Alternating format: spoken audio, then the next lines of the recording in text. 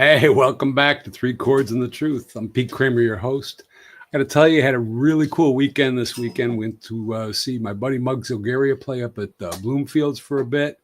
That was on Saturday. Sunday, I finally got to go and see my buddies AJ and Carson from Applejack Band. First time I got to see them, and it was kind of cool because they were playing a gig at Rockin' Buffalo, and it was early in the afternoon, and guess what? It didn't have to be 9 o'clock at night for a start. And for an old guy like me, that's a big deal. So I dig your earlier shows. It's really cool that we've got this new season coming up. We're booked all right through the end of Memorial Day and stuff because right after that, we kind of figure that people don't care what the hell we've got to say anyway. But we got some cool guests coming up. I'm going to go into tonight's guest because the way I met this guy was really kind of cool. As you know, Christian Dreschel, he runs everything over at Master Control over there right behind us. And we keep him behind the camera because we don't want him scaring anybody because he will. And he's giving me the finger right now. Can you believe that? I mean, that's mind-boggling to me that he would even do something like that. Anyway, I put a thing on Facebook that my band was looking for a keyboard player. And Chris says right away, he says, "Peter, take that down." I said, "What the hell are you talking about?" He says, "I got somebody for you." I said, "Well, who is it?" "Don't worry about it." I said, "Well, I do kind of worry about it because is there like a YouTube video or is there a demo I can listen to of this guy playing?" And he says, "Don't worry about it. This is the guy that you want."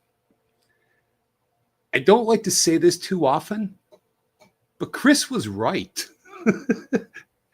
And that's who I'm talking about right now. To my right is my good friend Dave Stevens for like the last, 8 or 9 years, something like that. Just about. He joined with Doug and myself in our band, and talk about fitting like a hand in a glove. This guy just came in and he was just so in sync and so in tune with what we were doing. And I'll never forget it took me a few years to finally figure it out and get it right. But your quote was, "I would rather create than copy." No, you still got it wrong. Oh, geez. I always like to say I prefer to create instead of imitate. I imitate. Okay. Anyway, this week's guest, multi-talented guy. We'll get into some of that a little bit as we go on. But Mr. Dave Stevens, dude, thanks, man. Glad to be here, or glad you're here with us. And, Dave is, anybody that doesn't know our band, we do all original songs. And Dave has come up with some of the coolest words that I've heard before, but not used in the context that Dave uses them. Words like cadence and juicy and don't forget tasty. Tasty was another one. Yeah. But anyway, let's get into what Dave's got to say because he's a classically trained pianist, but by the same token, he also says that he's not classically trained. And I'll let you go ahead and say what that means in terms of how you learned. Because, man, you are so damn good. And I know you don't like me saying that, but it's true. I appreciate that. I started out, my earliest days were spent in church, accompanying hymns, playing preludes and postludes and offertories. So yeah, in a slight sense, you could say I'm classically trained, but I prefer to say liturgically because that's closer to what actually happened. Yep. But I was always enamored from earlier years by the sound of the organ, and some of the earliest pictures of me as a toddler were sitting at a small organ that we had in the living room, and I always wanted to know, how the heck does this thing work? And sometimes at church, during those earlier years, I would be bothering the organist at probably some of the most inopportune times because I wanted to get a closer look at this thing that made all this neat sound. And one of them told me, "When you learn how to play, you can come up here and mess with this thing. Until then, get out of here." So, well, all right, let me ask you something, because that's something, as long as we've known each other, I didn't know about the toddler thing. Really, that happened back then? Yes. Somebody, one of my parents had set me down at the old Lowry holiday that my dad had picked up after he came back from the war, and I don't remember any of this, of course, but there I am doing something on the keys. Really? Yeah, I'm sure nobody was satisfied with the results at that point in time, but no, not being a toddler, obviously, but Right. So this was at the church, and was there school training as well, or just mostly church? No, the school really the school had nothing as far as keyboard training, but what I did have there in the little village of Alden was one of the local church organists who also offered lessons. Oh. And so my mom started taking me there once a week. And I spent about 7 years learning under the direction of Mrs. Susan Minch. And through her, I was basically able to, hone myself into the same skills that I use now. Yeah. Yeah. Well, I know that you and I have talked over the years and stuff about different things about going in and playing things at church that maybe raised a few eyebrows. I would usually try to disguise some of that artistic license that I took when church was going on. When church was not going on and I figured nobody was listening, then other things happened too that you normally wouldn't hear in church. The big pipe organs, you love those. Certainly. Yeah, certainly. Did you have those at your church, or what was your? Not until years in. The first church that I was employed at was a small country church about 3 miles north of where we lived, and my sister's Brownie troupe met there originally. And when the Brownie troupe put on a production for the congregation one of those Sundays after troop season concluded, Mm-hmm. I noticed that who they had playing for the services at the time was graduating high school, and they were going to be without a musician. Well, there I was in 6th grade, and so afterwards I talked to the minister, and I said, well, I'm learning to play organ. I'd like to volunteer and get some experience doing this for real. Mm-hmm. So they gave a kid a chance, and I spent the rest of my school years there. Once every Sunday playing for the service. Influences, I know what they are, but tell everybody what your influences are aside from the church stuff. How you grew up, what you dug back in those days. I would have to start probably with my dad's record collection. Dad had one of those old Zenith Allegro systems, a quadraphonic. Ooh, nice. Yes. And at the time, it seemed like the biggest, loudest thing that I'd ever heard. So I started picking through his record collection, much to his chagrin, because, well, here's his 5-year-old son messing up his perfect LPs. But I figured out how to carefully manipulate that micro-touch needle, and I would start cueing my own records, especially if he wasn't around. And all of a sudden, I started getting used to the sounds of Deep Purple. And immediately I noticed, wait a minute, there's an organ in this. Mm-hmm. And it sounds like it's being ground and strained through something pretty fierce, but I want to learn how to do that. Is that Machine Head? That was one of the albums. Yeah, Yes. okay. Yes. There was also Steppenwolf. Yeah. And here's the common theme. Once again, there's that ubiquitous organ getting woven into all these rock and roll tapestries. Yep. And I could not get enough of that stuff. Yeah. To this day, I am still first and foremost a rock and roller, although I enjoy prog metal. I enjoy classic rock as well as some of the new rock as well. Yeah. Yeah, but I mean, Dave and I got a little bit of an age difference between us, about 20 years, something like that. He digs a lot of metal, right? Which I never really did, but I mean, he's got a way of playing metal that I like it. It's just the way that you play it, the way that you do it, the feeling that you put into it.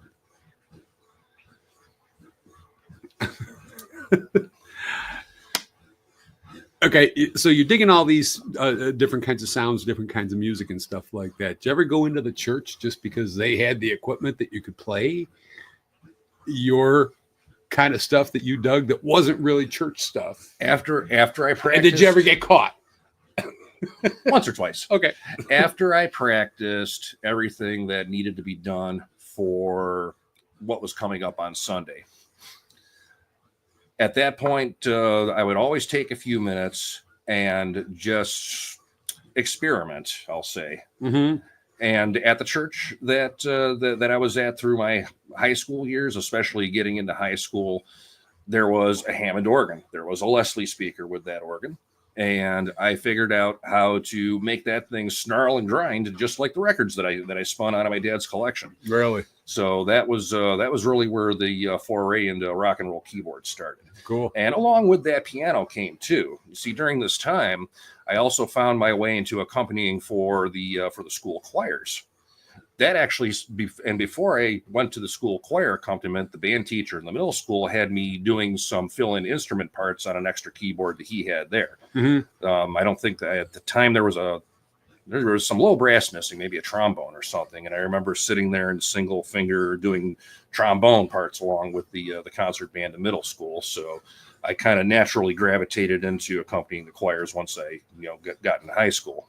And did that for those 4 years. Did you have anything at home that you could be playing during all this, or? There was there was the organ at the house, and my sister got interested in piano, so we did acquire a piano as well. So I had 2 halfway decent instruments to rehearse on at the house. Well, I mean, correct me if I'm wrong, but a keyboard on a piano and a keyboard on an organ are pretty much the same thing. It's just the sound you get out of them. Same keys, different way of playing. Yeah. Right. The touch on a piano and an organ, they're about as different as they get. Yeah. Okay. Yes. So it was definitely a learning curve, seeing as I started with the organ first, which apparently is rather strange in the keyboard world. Usually students start on the piano first and then move on to the organ. I was backwards, but that's okay because it's me. And let's talk about getting caught at church playing the heavy metal stuff at church. They didn't make a big deal of it. The smaller church, the smaller of the 2 churches, had just one minister and maybe a few deacons. And the minister walked in at one point and asked, "Well, what is that?" And so I just explained it to her, and she asked me if I knew how to play anything from Godspell. And at that point, I said, "Well, hey, here's an out. I know I have the music to that somewhere." She said, "Why don't you play some Godspell in that style that you're playing right now?" Mm-hmm. So I did, and it rocked. Came across all right. Yes, yeah. It came across, got it. It came across quite well, and the younger to middle aged folks in the congregation enjoyed it. Cool. Yes. Yeah. And so now, that was when you were a kid. Now you're home. At this age, what's your setup in your house now? What do you have in there that you play? Because most everything else that he's got is sitting right behind him over here. His PV amp, his you know what you've got over here better than I do. Well, the Hammond M3 and the Leslie speaker are right behind me here, and there's a Roland FP3 stage piano up on top of that. And those are really the best musical instruments that I have. I have a crappy little Casio keyboard that's on an equally crappy stand in the basement at home, and just in case I need to rehearse something. That is pretty much all I have right now, aside from some projects that once they are finally completed and assembled should turn into a historic pipe organ of some sort. Yeah. That is a long ways away from completion right now, so we'll have to stay tuned for that. Yeah, but the work that you put into trying to get that pipe organ was just amazing. It's a lot of heavy lifting. A lot of heavy lifting. You had to do a lot of driving to go get it. Oh, yes. Oh, yes. Yeah. The price was right, though, and for the cost of renting the truck and having a really good friend help me, thank you, Jay, that someday will hopefully transpire into something beautiful, I hope. Yeah, no, yeah. I get it. Crazy me. Here's something I've always wanted. I always wanted to have my own pipe organ, and I have one. It's just in about 2,355 pieces right now. Well, and another thing about Dave, too, is that, it's like, in our band, I probably write 95, 98% of the songs and stuff like that. And I come to the guys in the band, and I just get my little 6-string guitar and tink out a couple of, how the song is supposed to go. This guy over here, man, he just goes ahead and picks up on it. He says, well, maybe, in fact, Long Nights in a Small Town. I played that, and he's like, when I first introduced it to the band, I said, yeah, this is probably just a throwaway thing, blah, blah, blah.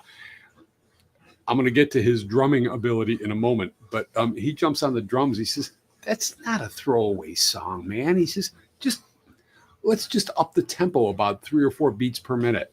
And he starts playing the drums, and I started following him with my guitar. I'm like, holy shit, this is a kick-ass rock and roll song. And it's just like the I'm going to use one of your words, and you correct me if I'm wrong. The tasty part came in, and then the juicy part came in, and then we changed the cadence and all the stuff that Dave likes to use for these cool words. It's like, okay, I don't know what that meant, but let's do it. And, to be fair, one of my catch-all solutions to improving something that I think might need some improvement is start with upping the tempo a little more and go from there. And 9 times out of 10, I think it's worked. 9.9 times out of 10. Let's go with that. Now, I'll go back. I think it was about, 4 years ago? We were just kind of coming out of COVID. We had rehearsal that night and stuff, but I had to go show a house. So the guys all got down here in the studio and they're working on something. And I come walking downstairs. I'm like, the hell is that you're playing? And Dave tells me, he's like, I don't know. We just got this, idea of, well, it turns out Dave also used to repair keyboards or just organs or pianos. Going back to the organs again, a common theme through life so far. There was a number of years while I was still living in Florida. I worked for a place down there that specialized in repairing old tone wheel Hammond B3s and instruments like them and all their variant models. Okay, that was one of the best jobs that I ever enjoyed doing, and it was a great learning experience too. Okay. And I really got a much greater appreciation for an instrument that I already did appreciate having, going into it when I did. Yeah. Well, anyway, apparently from what he told me, going back to that song that night, I walked down, I'm like, that is such a really cool chord progression. What was it? C, D minor, G, whatever.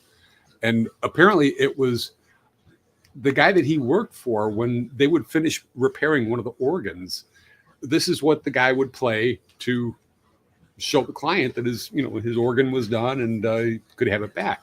Well, it stuck with Dave, and we turned that into a pretty kick-ass rock and roll song, if you remember. We did change the key. We put it in a different key. Yeah, well, okay. And I didn't want, going back to what I said before, I would prefer to create instead of imitate. Yes. I didn't want to imitate Jim. I wanted to basically take an inspiration from what I heard him play all those years and make my own spin on it, which is where Bought and Sold essentially came from. Bought and Sold, yeah. Yes. It turned into a great song. Right. And, this is one of the things that I like doing because I'm more or less a lyricist. So Dave gives me this beautiful piece of music, and I just threw this whole bunch of lyrics in there because, again, it was just coming out of COVID. And everybody's saying, go get the jab, go get the shot, go do this, stay at home, kiss my ass, all that other stuff. But we turned it into a really good rocker. And, wouldn't have done it if it wasn't for that. Right. That story that you just told. Yeah. Right. Well, Jim, if you're watching, I do appreciate the inspiration.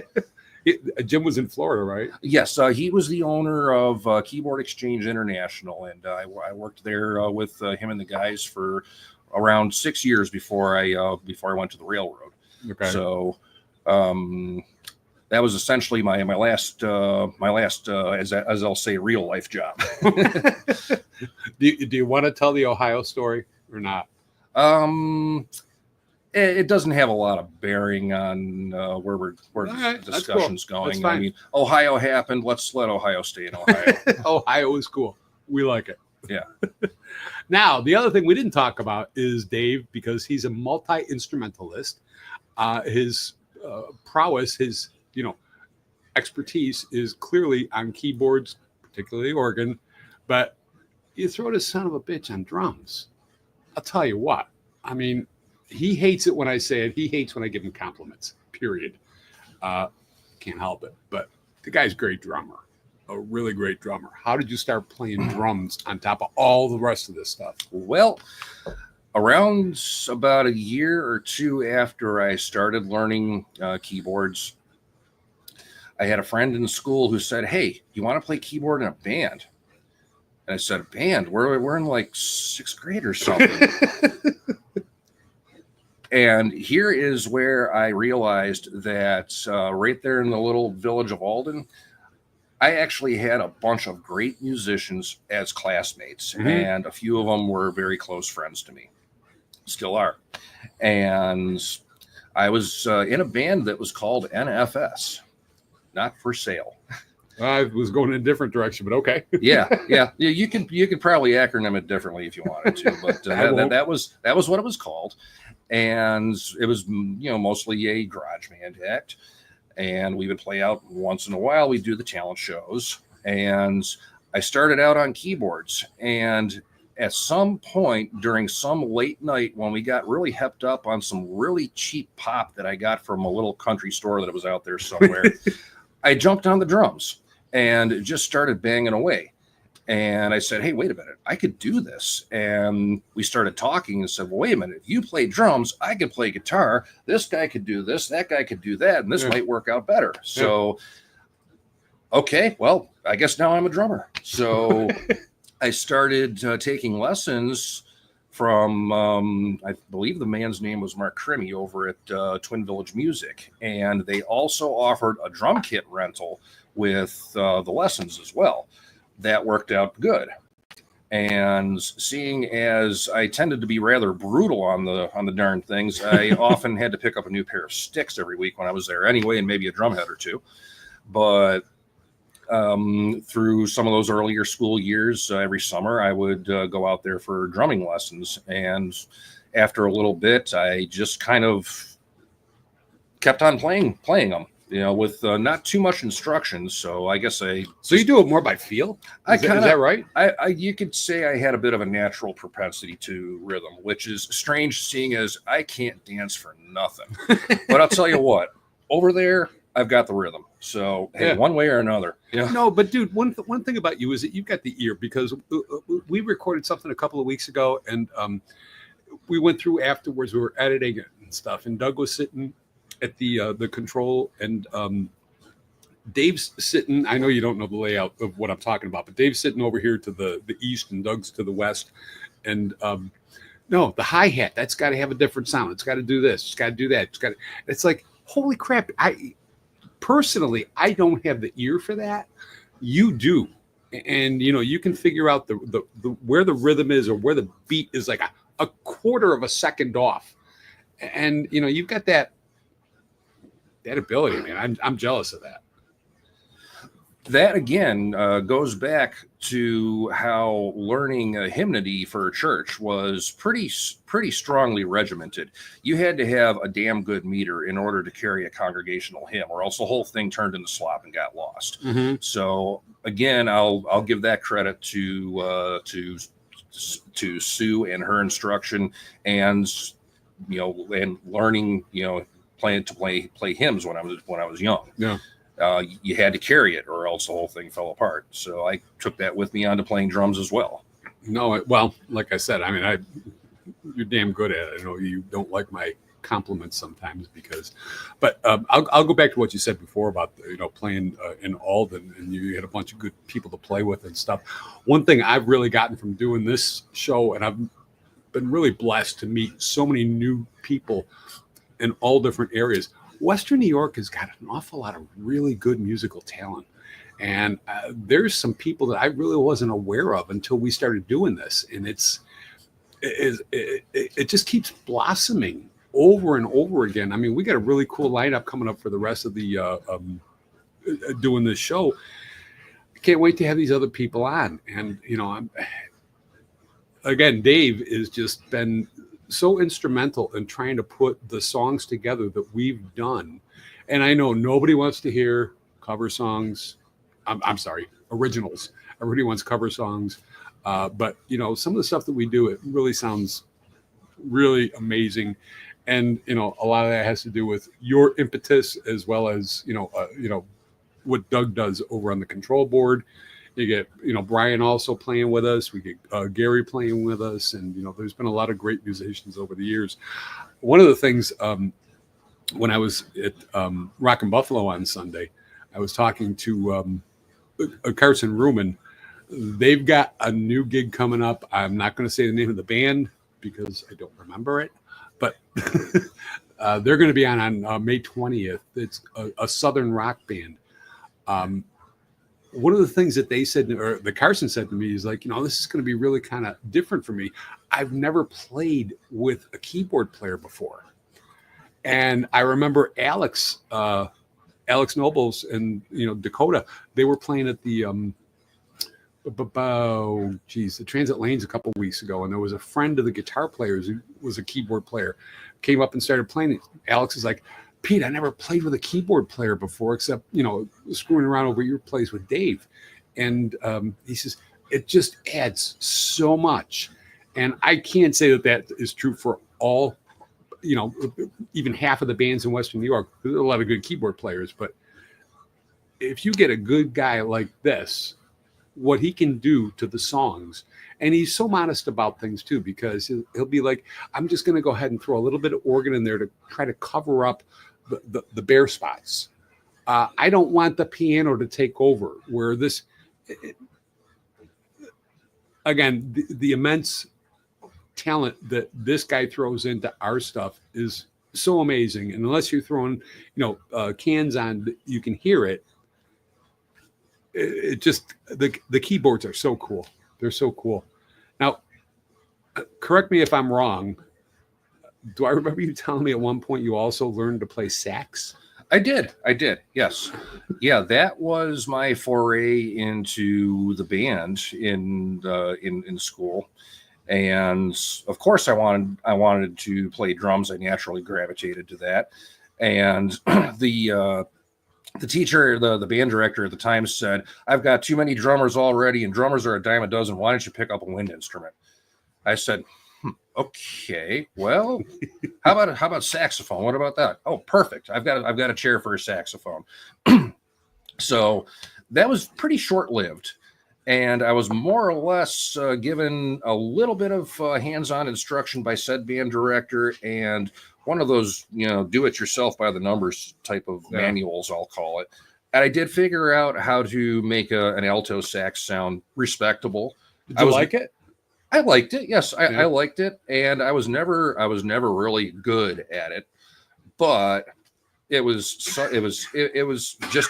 another music activity, and I couldn't get enough. You okay, man? Yeah, I'm okay. Oh, okay. Good. We got a corpse. You're sure, right? Coming over there in the background. Okay, that's three now. I've seen 3 birds so far today. Oh God, now I've done it. Anyway, the saxophone lasted about a year, and then there was a change in band directors, and that band director said, "Well, if you want to play drums, you can play drums." So that was what I did for the remaining 2 years. So the saxophone went bye-bye, and sometimes I wonder if I picked one up again, could I even make it sound good? I don't know. I haven't tried. I love the sound of sax. Oh, I do too. It's got to be one of the sexiest instruments. And, for people that grew up in the 80s, I kind of grew up in the 80s. He was a little kid in the 80s. But, that was just in every 80s song, you had to have that cool saxophone thing coming in there. Oh, yeah. Whether it was Phil Collins, Glenn Fry, and God knows how many other. Don't forget Jerry Rafferty. Yeah, right. Yep. That was, who played on that? Your friend. Yes. A friend of mine who was a bass player and who was a lifelong mentor for me and a friend of the family. Did some work in the studio on City to City with Jerry Rafferty. What was the name of that song? I forget now. Something Street. Baker Street. Baker Street. Yes. Thank you. Yes. Yeah. Yes. No, that's kind of cool. What else you got, man? What else you got? What else as far as musical instruments? Anything else that you want to say? You know what? I'm just happy to be here. I'm happy to be here, and I'm happy I can still do what I do when I'm able to. Well, look, man, you do it so well. I don't know. I'm not crushing on the guy. He's a good friend. I'm glad that he's been with us for as long as he have. And he's part of the nucleus of the band and stuff like that. And he's working on this one thing. It's called A Hug from Behind. And I'm not going to go ahead and say everything that it's about, but it's not just like writing a little rock song. He's turning this whole thing into like a rock opera. And his organ playing ability on this thing is just like, I'm sitting there trying to write down the chords so I can follow on guitar. Oh, man. Now I can't do that. Now I gotta finish the thing. Well, because you now do. You've got all the expectations It's up. been 3 or 4 years, man. But yeah, I know. Yeah. But no, I mean, that's what I'm talking about, is his immense ability to put things together and to create. It's just like so cool. I mean, anybody can sit there and go, to Sweet Home Alabama or whatever. For a guy like this, with his talent and his ability and, the ingenuity to be able to completely create something that is so, bam, it's so out there. And I don't mean strange. I mean something that nobody has done. That's the kind of talent that this guy's got. And I'm grateful to know him. And if you think that's good, you should have heard the stuff my friends did and still do. I believe it. Yeah, I'm kind of like the idiot savant out of the group. Some of my other friends, they're the real deal. Well, you told me about that one guitar player. I forget. You showed me the video of him walking through the stadium at that one point. Somebody that you'd gone to high school with. Great songwriter, great guitar player. He had a black electric. Okay, it's not ringing any bells with you. I remember you telling me the story. But the guy was just immensely good. And it goes back to what I was saying before about the incredible talent that we've got in Western New York, because I was asking a few other people recently, do you see that in other cities? Yeah, you do. It's going to be there in some areas. And, maybe we're just homers because, we live here and stuff like that. But there's a lot of good players, and proud to be sitting next to one of them. Well, if you get a chance, check out our newest tune, Downtown. Dave was the impetus for this. I mean, I wrote the song and we recorded it, and Dave's like, that sucks. We got to do it over again. And we did. And guess what? It came out incredibly well. And it's due to your tutelage, my friend. I didn't say it exactly like that. No. Nobody says things exactly like I do. Anyway, my good friend Dave Stevens, so glad you joined us tonight, man. And thanks for sharing your story with us.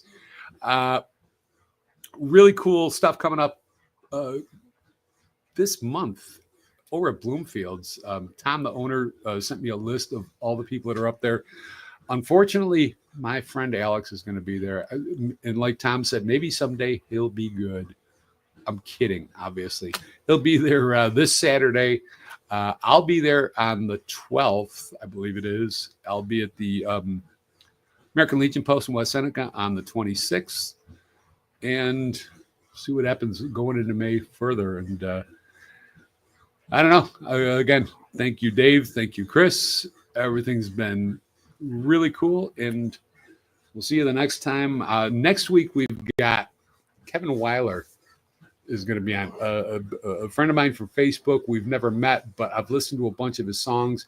He's got a little group behind him, Keith Grunchy, and I believe her name is Lynn. They've got some really cool sound, and hopefully they might even play a song for us on that. So until next week, support local music, and thanks for watching 3 Chords of the Truth. Peace out.